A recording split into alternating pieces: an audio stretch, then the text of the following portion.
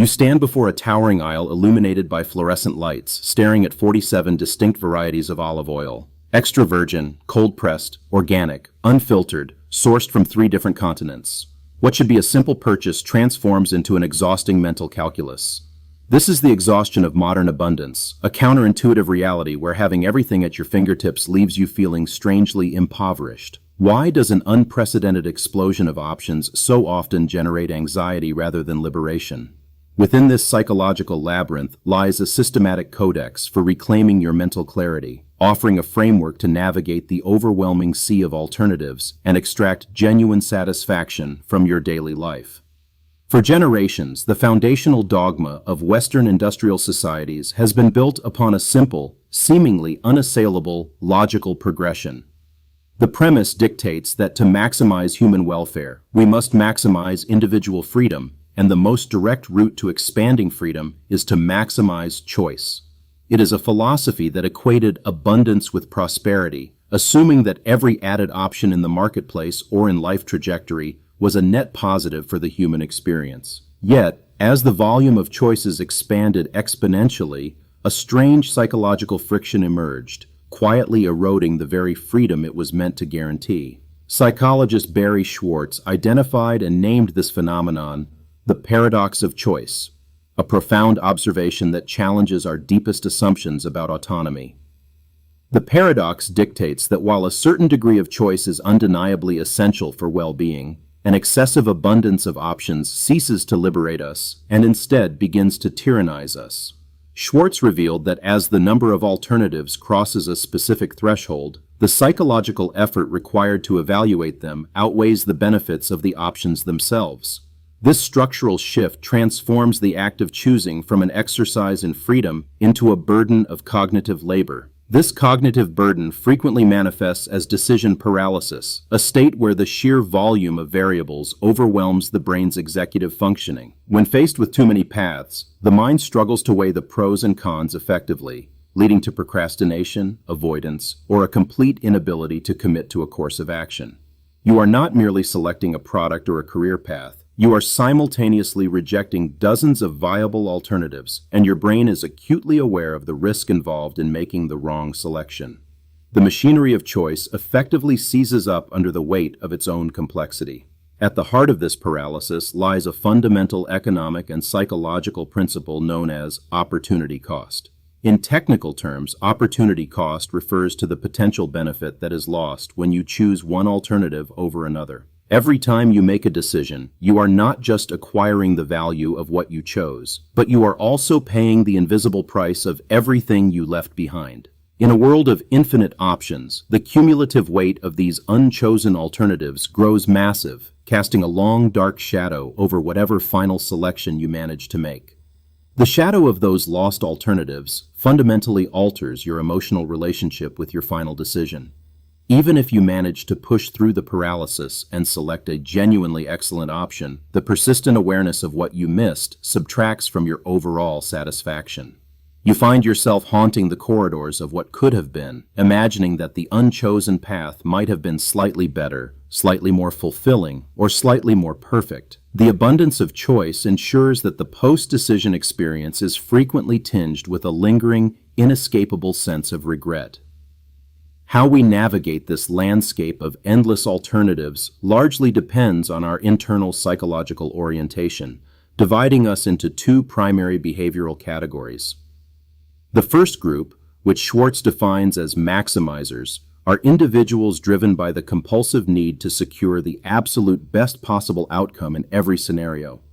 A maximizer cannot simply make a choice. They must exhaustively research, compare, and evaluate every available option before committing, terrified of settling for anything less than perfection. They treat every decision, from buying a television to choosing a life partner, as a high-stakes puzzle that demands an optimal solution. The tragic irony of the maximizing mindset is that it practically guarantees a state of chronic dissatisfaction. Because the modern world offers a constantly shifting landscape of new and upgraded options, the objective best is a moving target that can never truly be captured. Maximizers invest immense amounts of time and cognitive energy into their choices, yet they consistently report lower levels of happiness, higher rates of depression, and more profound feelings of regret than their peers. Their relentless pursuit of perfection becomes a psychological prison, blinding them to the value of what they actually possess. In stark contrast to this exhausting approach stands the second behavioral category, a group known as satisficers. Coined by combining the words satisfy and suffice, a satisficer operates with a fundamentally different set of criteria for making decisions. Rather than seeking the absolute pinnacle of perfection, a satisficer establishes a clear set of internal standards and accepts the first option that meets those specific requirements.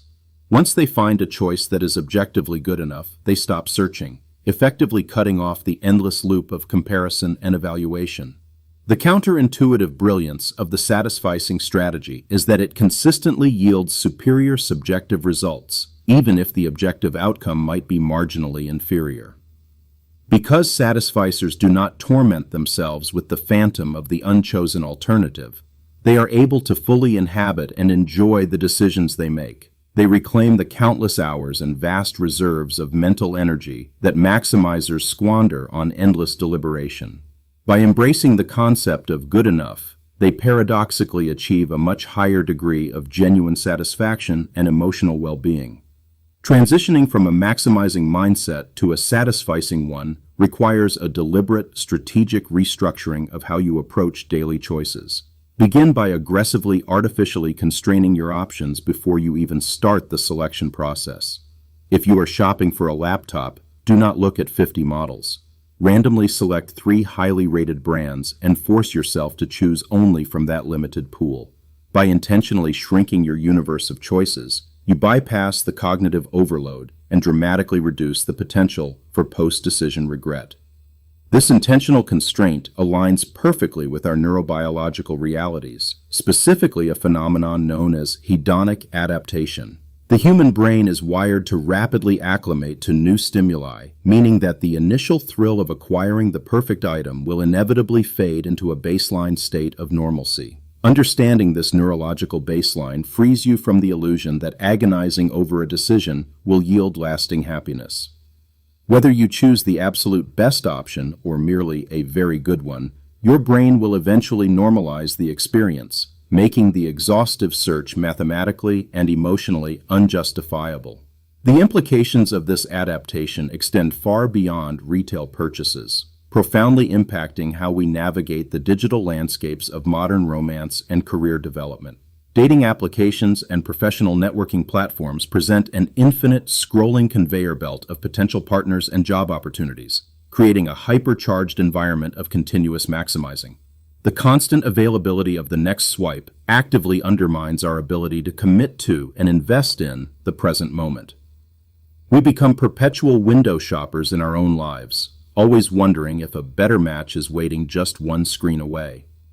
To combat this modern malaise, we must look backward to the ancient philosophical framework of Stoicism, which teaches the rigorous separation of internal metrics from external validations. The Stoic philosopher Epictetus argued that our distress comes not from things themselves, but from our judgments about them. When you maximize, you are outsourcing your satisfaction to the external world, demanding that it provide you with the perfect option. When you satisfice, you are reclaiming your power, relying on your own internal judgment to declare that an option is sufficient and worthy of your commitment. The echoes of that ancient wisdom resonate powerfully when applied to the modern paradox, revealing that true freedom is not found in the absence of boundaries, but in the conscious selection of them. Commitment, often viewed as a restriction of freedom, is actually the mechanism that liberates us from the tyranny of infinite potential. When you finally make a definitive choice and close the door on all other alternatives, you free your mind from the exhausting work of comparison. The energy previously spent on choosing can now be redirected toward experiencing, building, and deepening. To operationalize this liberation, adopt a framework that categorizes decisions based on their reversibility and long-term impact. Most daily choices, from what to eat for lunch to which movie to watch, are highly reversible and low impact, demanding strict satisficing protocols. Reserve your maximizing tendencies only for the rare, highly consequential, and difficult-to-reverse decisions, such as choosing a life partner or a core career trajectory.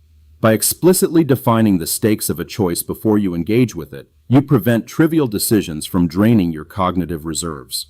You can further systematize this approach by establishing rigid default rules for recurring choices, effectively automating parts of your life. Steve Jobs famously wore the same black turtleneck every day, not out of a lack of fashion sense, but to eliminate one micro-decision from his morning routine. Create your own default uniforms, standard grocery lists, and fixed daily routines to preserve your executive function for the challenges that truly matter. Automation is the ultimate antidote to decision fatigue, transforming potential sources of paralysis into frictionless habits. Consider the last time you spent 45 minutes scrolling through a streaming service, only to turn off the television in frustrated exhaustion without watching anything. That moment of defeat is the paradox made manifest in your living room, a stark reminder that abundance without architecture is merely chaos. You were suffering from a self-inflicted wound, demanding an optimal entertainment experience instead of accepting a moderately enjoyable one. Acknowledging this pattern in your own behavior is the first necessary step toward dismantling it. Breaking this pattern requires the cultivation of emotional intelligence, specifically the ability to sit with the discomfort of missing out without reacting to it. When you make a satisficing choice, a quiet voice in your mind will inevitably whisper about the options you left behind. Acknowledge that voice as a predictable cognitive reflex, a ghost of opportunity cost, rather than a legitimate warning of a mistake. Train yourself to refocus your attention immediately on the positive attributes of the choice you have made, actively practicing gratitude for its sufficiency. The value of this emotional regulation is evident when observing the great builders and innovators of history, who rarely paralyze themselves with endless optimization. When the architects of the Apollo program were designing the lunar module, they did not have the luxury of infinite time to evaluate every conceivable engineering material. They operated under massive constraints, making choices that were robust, reliable, and fundamentally good enough to get the job done. Perfection was recognized as the enemy of execution, a lesson that applies equally to the engineering of a meaningful life. This historical reality directly challenges the contemporary obsession with optimization, the pervasive belief that every aspect of our lives can and should be perfectly calibrated. We are sold the illusion that with enough data, enough research, and enough effort, we can engineer a flawless existence devoid of compromise.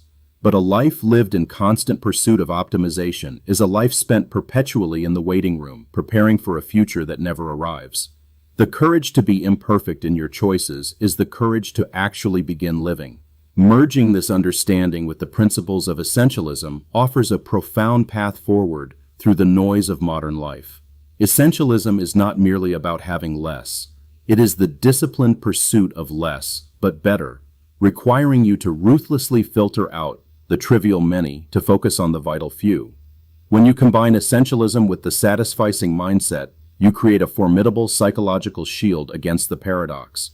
You learn to ignore the vast majority of options entirely, reserving your attention only for what genuinely aligns with your core values. Tomorrow, when faced with a consumer choice or a minor scheduling decision, consciously practice the art of the swift, imperfect selection. Give yourself a strict time limit, perhaps 60 seconds, to evaluate the options, and force yourself to pull the trigger the moment an acceptable candidate appears. Notice the initial spike of anxiety, followed rapidly by the profound relief of having the decision behind you. This small, deliberate act of rebellion against the maximizing urge is how you begin to rewire your brain for peace. By mastering this dynamic, you are not settling for mediocrity. You are actively reclaiming the most valuable resources you possess: your time, your focus, and your emotional bandwidth. The energy you save by refusing to agonize over trivialities can be invested into deep work, meaningful relationships, and genuine self-discovery. You transition from being a passive victim of a hyper-commercialized world to an active architect of your own reality. You recognize that your power lies not in the multitude of paths before you, but in your ability to walk one path with absolute conviction. The ultimate resolution to the paradox is a profound shift in how we define freedom itself. True liberty is not measured by the endless expansion of consumer options or the infinite scrolling of digital possibilities. It is found in the quiet confidence of knowing what is enough, in the strength to embrace constraints, and in the wisdom to find profound satisfaction in the choices we make. By learning to satisfice in a world obsessed with maximizing, you unlock the deepest, most enduring form of human contentment,